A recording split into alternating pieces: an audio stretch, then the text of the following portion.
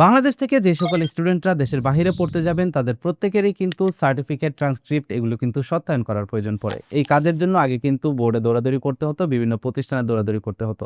এখন চাইলে আপনি ঘরে বসেই অনলাইনের মাধ্যমে করতে পারবেন এবং অনলাইনের মাধ্যমে আপনার সত্যায়িত সার্টিফিকেট বা সত্যায়ন করা সার্টিফিকেটটি ডাউনলোড করতে পারবেন, যেটাকে নতুন করে আর আপনাকে নোটারি করতে হবে না বা অন্য কোনো কিছু করতে হবে না। জাস্ট আপনি ডাউনলোড করবেন, ডাউনলোড করে সেটাকে আপনি ব্যবহার করতে পারবেন। কিভাবে এই কাজটি করবেন ঘরে বসেই, চলুন দেখে নেই।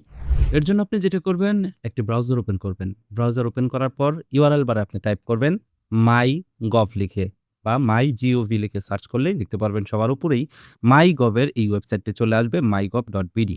ওয়েবসাইটটিতে প্রবেশ করলে দেখতে পারবেন আপনার সামনে ঠিক এরকম একটা ইন্টারফেস চলে আসবে। শুরুতে আপনাকে যেটা করতে হবে, এখানে রেজিস্ট্রেশন করতে হবে। রেজিস্ট্রেশন করার জন্য এখান থেকে রেজিস্ট্রেশন লেখাটিতে ক্লিক করবেন। রেজিস্ট্রেশন লেখাটিতে ক্লিক করলে আপনার সামনে ঠিক এরকম একটা ইন্টারফেস চলে আসবে। এবার আপনি দেখতে পারবেন এখানে আপনাকে মোবাইল নাম্বার দিতে বলবে এবং আপনার নাম দিতে বলবে। এখানে আপনি আপনার জাতীয় পরিচয়পত্র অনুযায়ী ইংরেজিতে আপনার নামটা লিখবেন এবং এখানে আপনার মোবাইল নাম্বার দিয়ে রেজিস্ট্রেশন করুন এই লেখাটিতে ক্লিক করবেন। এবার দেখতে পারবেন আপনার ফোনে একটা SMS এর মাধ্যমে একটা ওটিপি কোড গেছে। 6 সংখ্যার ওটিপি কোডটি এখানে দিয়ে সাবমিট করুন এই লেখাটিতে ক্লিক করবেন। ক্লিক করলে দেখতে পারবেন এখানে আপনাকে পাসওয়ার্ড সেট করতে বলবে। এখানে আপনি কমপক্ষে 8 অক্ষরের একটা পাসওয়ার্ড তৈরি করবেন, যেটা দিয়ে পরবর্তীতে আপনি লগইন করবেন আপনার অ্যাকাউন্টে। পাসওয়ার্ড দেওয়ার পর পাসওয়ার্ড হালনাগাদ করুন এই লেখাটিতে ক্লিক করবেন। এবার দেখতে পারবেন অভিনন্দন লেখা চলে আসবে। আপনি লগইন লেখাতে ক্লিক করে আপনার মোবাইল ফোনের নাম্বার এবং পাসওয়ার্ড দিয়ে লগইন করে নেবেন। লগইন করলে দেখতে পারবেন আপনার সামনে নাম এবং এখানে পিতার নাম, মাতার নাম এগুলো দিতে বলবে। আপনি যেটা করবেন, এখানে সকল তথ্য আপনার জাতীয় পরিচয়পত্র অনুযায়ী আপনি এখানে টাইপ করে দিবেন। এরপর এখান থেকে ডকুমেন্টস নামের একটা অপশন পাবেন। এই ডকুমেন্টস অপশনে ক্লিক করে এখান থেকে এই যে ডকুমেন্টস আপলোড এই অপশনটিতে ক্লিক করবেন। এখানে ক্লিক করে শুরুতেই আপনার একটা ছবি এখানে আপলোড করবেন।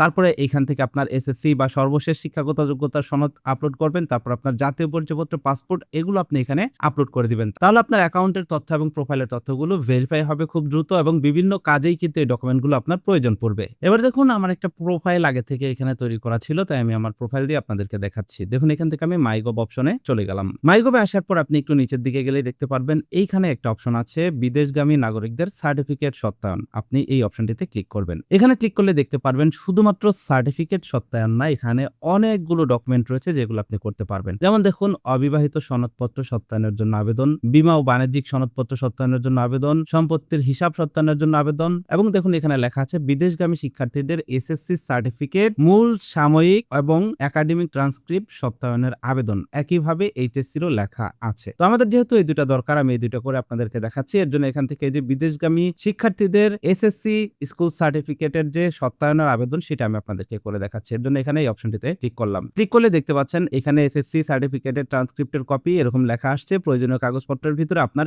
এই যে ডকুমেন্টটা এটা কিন্তু আপনার প্রয়োজন পড়বে এবং ফাইলের সাইজ হতে হবে সর্বোচ্চ 1 মেগাবাইটের ভিতরে এবং সংযুক্তিটা অবশ্যই JPG অথবা JPEG অথবা PNG ফরম্যাটের হতে হবে। এবং এখানে দেখুন অ্যাপোস্টিল স্বীকৃত দেশের তালিকা। তো এখান থেকে এই অপশনটিতে ক্লিক করলে আপনি কিন্তু স্বীকৃত দেশের তালিকাগুলো দেখতে পারবেন এবং অ্যাপোস্টিল পদ্ধতিতে সত্যায়িত সার্টিফিকেট পুনরায় সত্যায়ন বা নোটারি করার প্রয়োজন পড়বে না। নিচে কিছু ইনস্ট্রাকশনস দেওয়া রয়েছে ফোন ইউজারদের জন্য। এবার দেখুন নিচে দেখুন সেবার ফি হচ্ছে 200 টাকা এবং সেবা প্রদানের সময়সীমা হচ্ছে 5 কর্মদিবস। আপনাকে 5 কর্মদিবস অপেক্ষা করতে হবে, 200 টাকা পেমেন্ট করতে হবে। এবার এখান থেকে আবেদন করুন এই লেখাটিতে ক্লিক করবেন। আবেদন করুন এই লেখাটিতে ক্লিক করলেই আপনি দেখতে পারবেন আপনার সামনে ঠিক এরকম ইন্টারফেস চলে আসছে। এখান থেকে আপনি সিলেক্ট করবেন সংস্থা এবং এখান থেকে এই বাছাই করুন এই লেখাটিতে ক্লিক করলে আপনার যে বোর্ড সেটা সিলেক্ট করবেন। আমার হচ্ছে ঢাকা বোর্ড, তাই আমি এখান থেকে ঢাকা বোর্ড সিলেক্ট করলাম। এবার দেখুন এখানে একটা দরখাস্ত অটোমেটিক্যালি কিন্তু তৈরি হয়ে যাবে। আপনি নিচের দিকে স্ক্রল ডাউন করবেন। নিচের দিকে স্ক্রল ডাউন করলে দেখতে পারবেন এখানে রয়েছে রেজিস্ট্রেশন নাম্বার।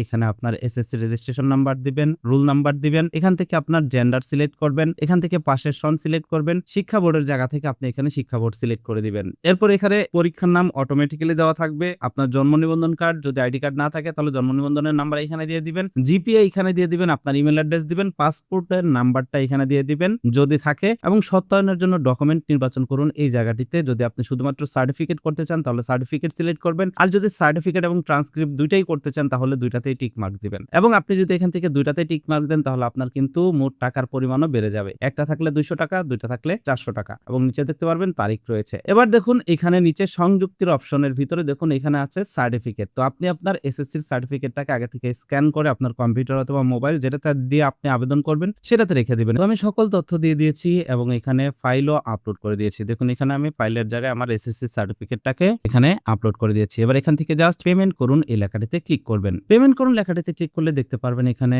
আপনার যে অ্যাপ্লিকেশনটা সেটা সম্পূর্ণ শো করবে। এখানে আপনি যা যা টাইপ করেছেন সকল কিছু আপনি এখানে দেখতে পারবেন। সকল কিছু ঠিকঠাক থাকলে আপনি এখান থেকে পেমেন্ট করুন এই লেখাটিতে ক্লিক করবেন। এই লেখাটিতে ক্লিক করলে দেখতে পারবেন গেটওয়ে ওপেন হয়ে গেছে। এবার এখান থেকে আপনি চাইলে সোনালী ব্যাংকের মাধ্যমে পেমেন্ট করতে পারবেন, কার্ডের মাধ্যমে পেমেন্ট করতে পারবেন, মোবাইল ব্যাংকিং এর মাধ্যমেও পেমেন্ট করতে পারবেন। তো আমি এখানে মোবাইল ব্যাংকিং বিকাশ ব্যবহার করব, তাই এখান থেকে বিকাশ সিলেক্ট করলাম। দেখুন এখানে প্রসেসিং ফি 2 টাকা আরো যুক্ত হয়েছে। এবার কনফার্ম লেখাতে ক্লিক করবেন। কনফার্ম লেখাতে ক্লিক করলে দেখতে পারবেন বিকাশের গেটওয়ে ওপেন হয়ে গেছে। এবার বিকাশের নাম্বারটি দিয়ে এখান থেকে কনফার্ম লেখাতে ক্লিক করবেন। কনফার্ম লেখাতে ক্লিক করলে আপনি দেখতে পারবেন আপনার ফোনে একটা 6 ডিজিটের কোড চলে যাবে। সেই কোডটা আপনি এখানে দিয়ে দিবেন। কোড নাম্বারটা দিয়ে এখানে বিকাশের পিন নাম্বারটা দিয়ে দিবেন এবং কনফার্ম লেখাতে ক্লিক করবেন। দেখতে পারবেন ভেরিফিকেশন সাকসেসফুল লেখা চলে আসবে এবং আপনার পেমেন্টটা সম্পূর্ণ হয়ে যাবে। পেমেন্ট সম্পূর্ণ হয়ে গেলে আপনাকে এই পেজটিতে রিডাইরেক্ট করে নিয়ে আসবে। আপনি একটু স্ক্রল ডাউন করবেন। স্ক্রল ডাউন করে এইখানে দেখতে পারবেন আপনার ট্রানজ্যাকশন কোড রয়েছে এবং আবেদনটি দপ্তরে দাখিল করুন এই লেখাটিতে ক্লিক করবেন। ক্লিক করলে আবারও প্রিভিউ শো করবে। আপনি একটু নিচের দিকে আসবেন এবং